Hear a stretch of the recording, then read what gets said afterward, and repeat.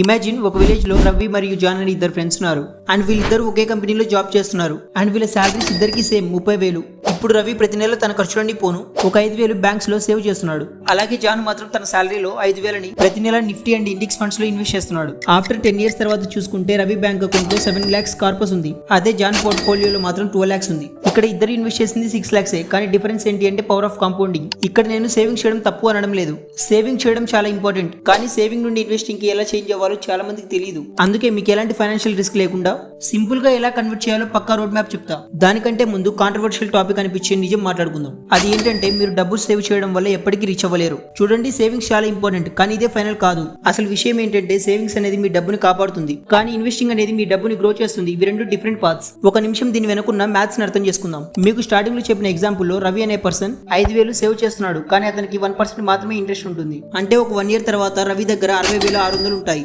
ఎందుకంటే 60,000 అతను సేవ్ చేసిన అమౌంట్, మిగిలిన 600 అతనికి వచ్చిన వడ్డీ. దీన్ని తప్పు అనడం లేదు కానీ దీన్ని ఇన్వెస్టింగ్ తో కంపేర్ చేసి చూద్దాం.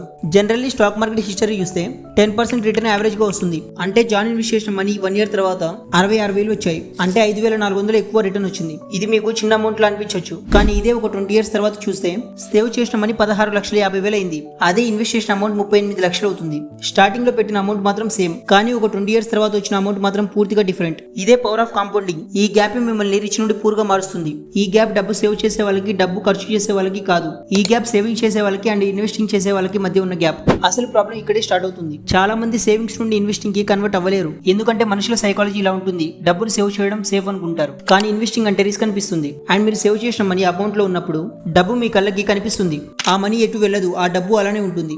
ఏదో ఒక రోజు 5% పడిపోతుందనే భయం మీలో ఉండదు. అదే ఇన్వెస్టింగ్ లో అయితే ఆ మనీ కదులుతూ ఉంటుంది. కొన్నిసార్లు కిందికి వెళ్తుంది, కొన్నిసార్లు పైకి వెళ్తుంది. ఈ భయాన్ని బేర్ చేయలేని వాళ్ళే భయపడి పారిపోతారు. ఇప్పుడు మీరు అనుకోవచ్చు, ఓకే శివ నువ్వు చెప్తుంది నిజమే కానీ మేము కష్టపడి సంపాదించుకున్న మనీ మాకు లాస్ అవ్వాలని లేదు. ఎస్, మీరు అనుకుంటుంది 100% కరెక్ట్. అందుకే సేవింగ్ నుండి ఇన్వెస్టింగ్ కి వెంటనే కన్వర్షన్ జరగకూడదు.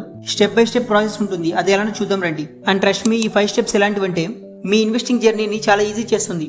1. Maintain emergency fund.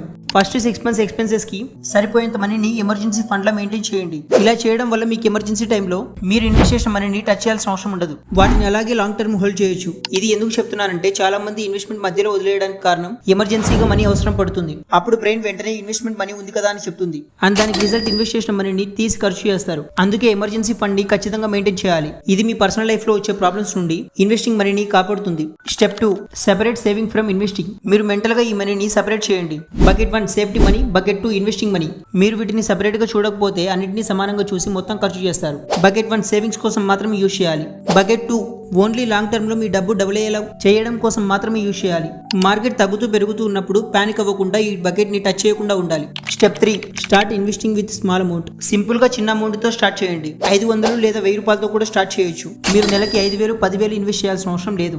చిన్న అమౌంట్ అయినా లాంగ్ టర్మ్ హోల్డ్ చేస్తే కాంపౌండింగ్ సపోర్ట్ తో చాలా పెద్ద అమౌంట్ అవుతుంది. అందుకే చిన్నగా స్టార్ట్ చేయండి, తర్వాత కొంచెం కొంచెం పెంచుతూ వెళ్ళండి. 4. Simple strategies for growth. చాలా మంది బిగినర్స్ చేసే అతిపెద్ద మిస్టేక్ ఏంటంటే స్టార్టింగ్ నుండి చాలా కష్టమైన వాటిలోకి వెళ్తారు. Like trading, optional trading, day trading. కానీ వీటికంటే ఎక్కువ రిటర్న్స్ ఇచ్చే ఇన్వెస్టింగ్ ని అవాయిడ్ చేస్తారు. For example index funds. మీరు ఏ కంపెనీ బాగా పర్ఫామ్ చేస్తుంది అనేది మీరు సొంతంగా తెలుసుకోవడం కోసం మీరు కోర్సెస్ లేదా టైం వేస్ట్ చేయకుండా ఒకేసారి ఇండియాలోని టాప్ కంపెనీస్ లో ఇన్వెస్ట్ చేస్తారు. దీనివల్ల మీ అమౌంట్ మొత్తం ఒకే చోటుకు వెళ్లకుండా డైవర్సిఫై జరిగి మీ మొత్తం అమౌంట్ 100 కంపెనీస్ లోకి వెళ్తుంది. దీనివల్ల రిస్క్ తగ్గుతుంది అండ్ లాంగ్ టర్మ్ లో హైలీ రిటర్న్స్ వస్తాయి. దీని గురించి లెజెండరీ ఇన్వెస్టర్ వారెన్ బఫెట్ కూడా ఇండెక్స్ ఫండ్స్ ని చాలా మంది ఇన్వెస్టర్స్ కి రికమెండ్ చేశారు. కానీ ఇక్కడ మనం చూడాల్సింది ప్రపంచంలోని బెస్ట్ ఇన్వెస్టింగ్ కూడా బోరింగ్ అనిపిస్తుంది. ఎందుకంటే ఇందులో లాంగ్ టర్మ్ ఇన్వెస్ట్ చేయాలి. సైకలాజికల్ ట్రిగర్స్ ని ఐడెంటిఫై చేసి చాలా జాగ్రత్తగా ఉండాలి. ఇక్కడ మీకు అర్థం అవ్వడానికి సింపుల్ ఎగ్జాంపుల్ చెప్తా. మీరు సేవ్ చేసే మనీ ఒక గాజు సీసాలో ఒక విత్తనం లాంటిది. మీరు సీసాలో పెట్టడం వల్ల ఆ విత్తనం సేఫ్ గా ఉంటుంది. కానీ ఇన్వెస్టింగ్ అంటే ఆ విత్తనాన్ని భూమిలో నాటడం లాంటిది. ఇక్కడ మీకు స్టార్టింగ్ లోని రిజల్ట్ రాదు.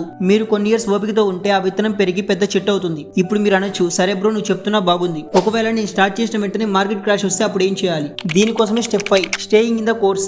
ఇది చాలా అవసరం. మార్కెట్ క్రాష్ అనేది హిస్టరీలో చాలా టైమ్స్ జరిగింది కానీ మీరు అబ్జర్వ్ చేస్తే మార్కెట్ క్రాష్ అవ్వడం లాంగ్ టర్మ్ ఇన్వెస్టర్స్ కి చాలా బెనిఫిట్ ఉంటుంది. ఎందుకంటే మీరు ప్రతి నెల ఇన్వెస్ట్ చేసే అమౌంట్ తో మార్కెట్ పడిపోవడం వల్ల తక్కువ ప్రైస్ కి ఎక్కువ షేర్స్ కొనొచ్చు. దీనివల్ల మార్కెట్ మళ్ళీ రికవర్ అయినప్పుడు ఎక్కువ రిటర్న్స్ వస్తాయి. అందుకే లాంగ్ టర్మ్ ఇన్వెస్టర్స్ ఇలాంటి మార్కెట్ క్రాష్ కి భయపడరు. వాళ్ళు ప్రెజెంట్ గురించి ఆలోచించరు, లాంగ్ టర్మ్ లో ఎలా ఉండబోతుందని ఆలోచిస్తారు. సో ఈ వీడియో మీకు వాల్యుబుల్ ఇన్ఫర్మేషన్ ఏ ఒక్క చోట అనిపించినా లైక్ అండ్ సబ్స్క్రైబ్ చేయడం మాత్రం అస్సలు మర్చిపోకండి. ఎందుకంటే మీ బ్రదర్ కి మీరే కదా సపోర్ట్ చేయాలి. ఎనీవే మీరు కాంపౌండింగ్ యొక్క పవర్ తెలుసుకోవాలనుకుంటే ఈ వీడియోని అస్సలు మిస్ అవ్వకుండా చూడండి. That's it for this video. మళ్ళీ నెక్స్ట్ వీడియోలో కలుద్దాం. అప్పటి వరకు this is Shiva signing off.